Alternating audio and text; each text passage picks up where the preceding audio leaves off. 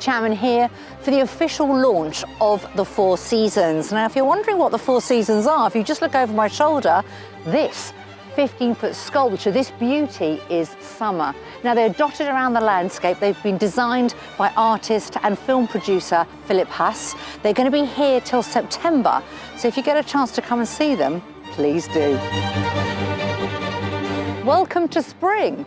Although it does look like it might rain a little bit later on, but it doesn't matter. Behind me is spring, created by Philip Haas, inspired by the 16th century Renaissance painter Giuseppe Arcimboldo.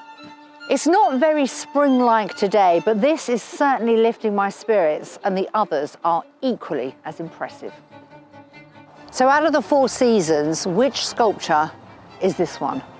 You've got harvest veg, you've got grapes, haven't you? I think it's a safe bet that it's autumn. Yeah, should we go with autumn? And finally, out of our Four Seasons, of course, we have winter. Or perhaps I should call him the king of winter. Those horns look like a crown. He's got that wizened face. He actually looks quite scary, quite sinister.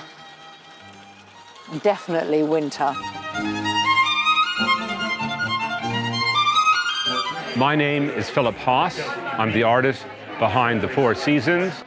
I'm thrilled that the Four Seasons are at Wisley. The context of sculptures referencing the natural world seen in a magnificent garden makes this the ideal spot to see these sculptures. And you'll never see them the same way twice, because depending on the light, the season, where you are, it's a different experience each time.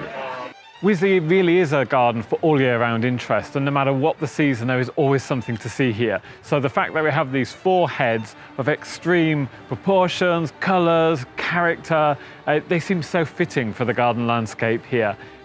I'm so delighted to welcome the Four Season sculptures here to RHS Garden Wisley.